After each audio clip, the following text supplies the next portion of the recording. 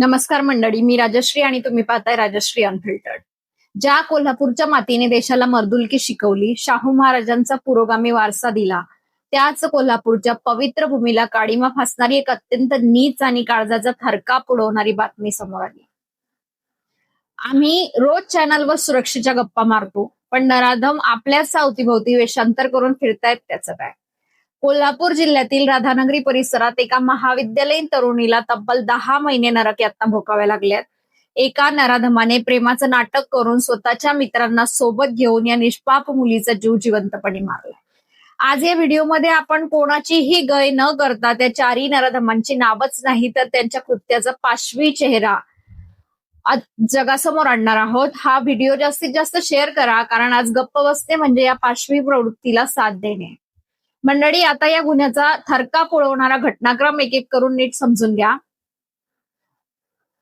कोल्हापूरच्या राधानगरीत या प्रकरणाचा मुख्य सूत्रधार म्हणजे आदित्य शेटके, त्या मुलीचा तथाकथित प्रियकर, हा स्वतःचा धंदा मांडून बसला होता. राधानगरीत त्याचा फोटोग्राफीचा व्यवसाय होता. कॅमेरा आणि फोटो या नावाचा मुखवटा ओढून तो मुलींना जाड्यात ओढायची कामं करत होता. याच व्यवसायाच्या निमित्ताने या पीडित महाविद्यालयीन तरुणीची आणि त्याची ओळख झाली. ओळखीचं रूपांतर हळूहळू विश्वासाच्या नात्यात आणि पुढे प्रेम संबंधात झालं. मुलगी प्रामाणिकपणे या नात्यावर विश्वास ठेवून होती, पण या नराधमाच्या डोक्यात काहीतरी वेगळीच सैतानी प्लॅन शिजत होता. त्याने या प्रेमाचा आणि विश्वासाचा गैरफायदा घ्यायला सुरुवात केली. एके दिवशी त्याने या पीडित तरुणीशी शारीरिक जवळीक साधली आणि तिच्या नकळत अतिशय गुप्तपणे तिचे अश्लील व्हिडिओ आणि फोटो आपल्या कॅमेऱ्यात किंवा मोबाईलमध्ये चित्रित करून घेतले. इथूनच या मुलीच्या आयुष्यातल्या नरकयातनांना सुरुवात झाली. त्या नीच नराधमाने ते अश्लील व्हिडिओ आणि फोटो मुलीला दाखवले आणि सरळ ब्लॅकमेल करायला सुरुवात केली. जर मी म्हणेल तसं वागली नाहीस तर हे सगळे फोटो आणि व्हिडिओ इंटरनेटवर टाकून तुझी अब्रूचं वाट्यावर आणेल, अशी भयानक धमकी त्याने तिला दिली. बदनामीच्या भीतीपोटी ती निष्पाप मुलगी पुरती घाबरून गेली. पण मंडळी, हा क्रूरपणा इथेच थांबला नाही. तो स्वतः तर त्या मुलीचे शोषण करतच होता, पण त्याने स्वतःच्या निर्लज्ज मित्रांनाही या नराधमात सामील करून घेतलं. त्याने त्या पीडित मुलीला आपल्या मित्रांसोबत बोलण्यास आणि त्यांना भेटण्यास जबरदस्तीने भाग पाडलं. त्यानंतर या चारही नराधमांनी मिळून त्या असहाय्य तरुणीवर अनेकदा बळजबरीने सामूहिक लैंगिक अत्याचार केला. विचार करा, 1-2 दिवस नाही तर गेल्या 10 महिन्यांपासून हा भयानक खेळ सुरू होता. ते चारही संशयित आरोपी त्या मुलीला वेगवेगळ्या ठिकाणी, वेगवेगळ्या लॉजवर किंवा निर्जन ठिकाणी घेऊन जायचे आणि अश्लील फोटो व्हिडिओ व्हायरल करण्याची धमकी देऊन तिच्यावर वारंवार अत्याचार करायचे. 10 महिने ती मुलगी जिवंतपणे मरण अनुभवत होती, गुदमरत होती, पण बदनामीच्या दहशतीमुळे कोणाला काही सांगू शकत नव्हती. आता या चारही नराधमांची नावे आणि चेहरे नीट डोळे उघडून बघा. यांना समाजात तोंड दाखवायची लायकी ठेवायची नाहीये आपल्याला. पहिला जो आहे तो आहे आदित्य शेटके, मुख्य आरोपी, ज्याने फोटोग्राफीच्या नावाखाली विश्वासाचा खून केला तिचा बॉयफ्रेंड बनून. दुसरा पवनगिरी पालकर, तिसरा विक्रम पाटील आणि चौथा रणजित मुधोळकर. या चारही नराधमांना अखेर मुरगुड पोलिसांनी मुसक्या आवडून गजाआड केलंय. पोलिसांनी गुन्हा दाखल करून घेताच त्यांना तात्काळ अटक केली. न्यायालयासमोर हजर केलं असता न्यायालयाने यांना 4 दिवसांची पोलीस कोठडी सुनावली. पण आमच्या या व्यवस्थेला आणि कायद्याला सवाल आहे. अशा विकृत राक्षसांना फक्त 4 दिवसांची कोठडी का?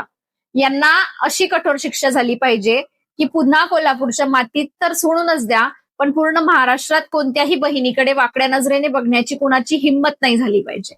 सध्या पोलिसांचा पुढील तपास सुरू असून या चौकशीतून अजून काय धक्कादायक माहिती बाहेर येते याकडे संपूर्ण जिल्ह्याचं लक्ष लागलंय. आता माझे या प्रशासनाला आणि या समाजाला काही प्रश्न आहेत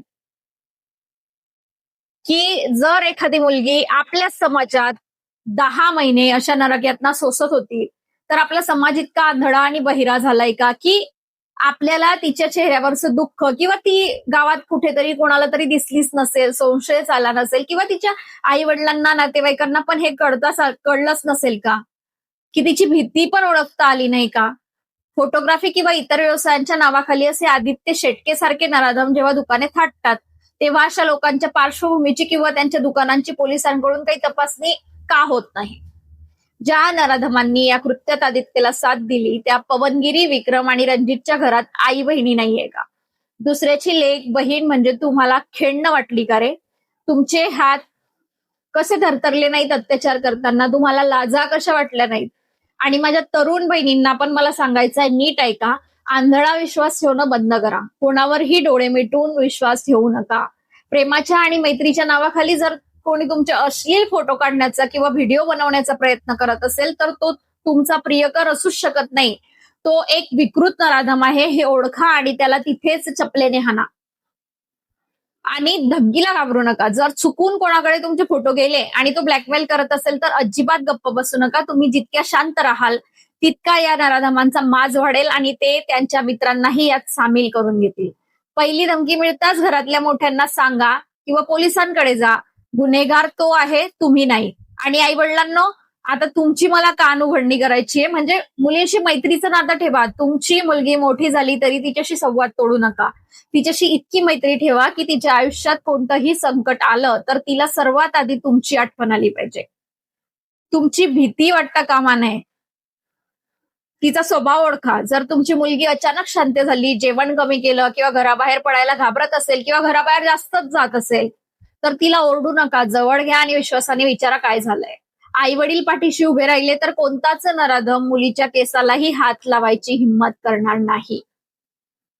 मंडळी, हा व्हिडिओ फक्त एक बातमीपुरता मर्यादित नाहीये तर आपल्या समाजातल्या या सडलेल्या मानसिकतेवर प्रहार करण्यासाठी आहे.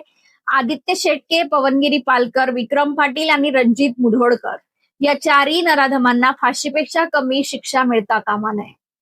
तुम्हाला काय वाटतं? या नराधमांना भर चौकात काय शिक्षा दिली पाहिजे? कमेंट्समध्ये नक्की लिहून आपला संताप व्यक्त करा. हा व्हिडिओ महाराष्ट्रातल्या प्रत्येक लेकीपर्यंत आणि पालकांपर्यंत पोहोचवा, जेणेकरून पुन्हा कोणतीही बहीण अशा जाळ्यात फसणार नाही. जागृत व्हा, सुरक्षित राहा आणि अशाच बातम्यांसाठी बघत राहा राजश्री अनफिल्टर्ड. जय हिंद, जय महाराष्ट्र.